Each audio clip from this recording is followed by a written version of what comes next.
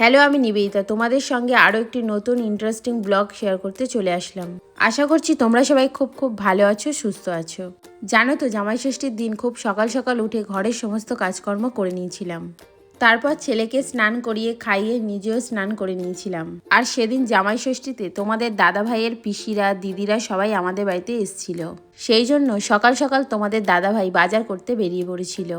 বাজার থেকে সমস্ত রকমের ফল, শাক সবজি, মাছ মাংস সব নিয়ে এসেছিল। আর আমার বাপের বাড়িতে যাওয়ার জন্য দই মিষ্টি সব কিছু এনেছিল। যতই দেরি হয়ে যাক না কেন, জামাই ষষ্ঠী বলে কথা, একটু না সাজলে হয় বলো? সেই জন্য বাবার বাড়িতে যাব বলে ঝটপট করে রেডি হয়ে নিচ্ছিলাম। বাবার বাড়িতে যাওয়ার নাম শুনলেই মেয়েদের মনে একটা আলাদাই আনন্দ কাজ করে।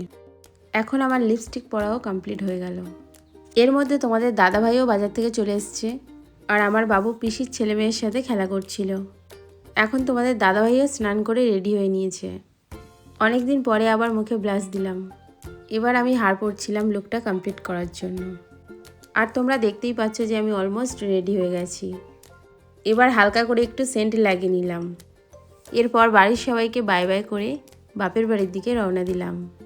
দেখো, রাস্তায় বেরিয়েই দেখছি অনেকেই আমাদের মতো জামাই ষষ্ঠীতে যাচ্ছে। জানো তো, আমার বাবার বাড়িতে আমার বাবাই নেই। কতটা দুর্ভাগ্য বলো আমার, এত কম বয়সে বাবাকে হারিয়ে ফেলেছি। দেখতে দেখতে বাবার বাড়িতে পৌঁছেও গেলাম। তারপর সবাই মিলে একটু ফটো ভিডিও এইসব তুলে নিচ্ছিলাম। এরপর জামাই ষষ্ঠীতে যেসব রিচুয়ালস ছিল সেগুলোই হলো। এখন দেখো, দাদারাও শ্বশুরবাড়িতে যাবে বলে বের হচ্ছে। বৌদি ভাইদের বাড়িতে পৌঁছাতে পৌঁছাতে 2-2.5 ঘন্টা সময় লেগেই যাবে। তাও ওদের বের হতে হতে অনেকটাই লেট হয়ে গেছিল। এরপর সবাই মিলে আমরা একটু ফল মিষ্টি এগুলো খেয়ে নিয়েছিলাম। এরপর আমি আর আমার মা জামাই ষষ্ঠীর জন্য স্পেশাল রান্না করার জন্য রান্নাঘরে গেলাম।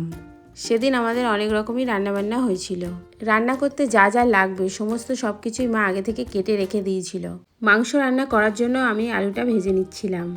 যেহেতু অনেক রকমের আইটেম ছিল, তাই জন্য আমি অল্প অল্প করেই সব কিছু রান্না করেছিলাম। এখন মাংসটা ম্যারিনেট করার জন্য সমস্ত মশলা দিয়ে নিলাম। এইভাবে ম্যারিনেট করে আধ ঘন্টা মতো রেখে দিয়েছিলাম। মাংসটা আগে থেকে এইভাবে ম্যারিনেট করে রাখলে আমার তো খেতে ভীষণ ভালো লাগে। তোমরা কে কে এইভাবে রান্না করো অবশ্যই আমাকে কমেন্ট করে জানিও। জামাই ষষ্ঠীর দিন প্রচণ্ড পরিমাণে গরম পড়েছিল, সেই জন্য এত কিছু খাওয়াটা প্রচণ্ড রিস্ক হয়ে গেছিলো। আমার মনে হয় 1-2 তরকারি হলে যেভাবে শান্তি করে খাওয়া হয়, অনেক আইটেম হলে সেভাবে কিন্তু খাওয়া যায় না, বলো? আর কথা বলতে বলতে দেখো, মাংসটাও আমার অলমোস্ট রেডি হয়ে গেছে। আমাদের আইটেম হয়েছিল সেদিন ভাত, ডাল, তারপরে আলু ভাজা, ইলিশ মাছ ভাজা, মাছের ঝাল, মাংস, চাটনি, এছাড়াও ছিল দই, মিষ্টি, কোল্ড ড্রিঙ্কস সব কিছু। আর এখানে তোমাদের দাদাভাইও খেতে বসে পড়েছিল। আমি ওকে সাজিয়ে গুছিয়ে খেতে দিচ্ছিলাম। আর মা আমাকে সব কিছু হাতে হাতে এগিয়ে দিচ্ছিল। যেহেতু ও গিয়েই ফল মিষ্টি সব কিছু খেয়েছিল, তাই জন্য ভাত খাওয়ার সময় দই মিষ্টিটা আর খাইনি। আর এই যে দেখছো ওর প্লেটগুলো, সব কিছু কিন্তু আমরা দুজনে মিলেই খেয়েছিলাম। এত কিছু একা তো আর খাওয়া সম্ভব নয়। তারপর আমরা খেয়ে দিয়ে একটু রেস্ট নিয়েছিলাম।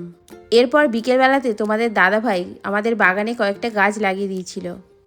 আর এদিকে আমার দিদিদের ছেলেমেয়েরা এসেছিল, মানির সাথে খেলা করছিল। তারপর সন্ধেবেলা সবাই মিলে একটু চা, মুড়ি, পাঁপড় খেয়ে নিয়েছিলাম। ভিডিওটা এখানেই শেষ করছি। বাই।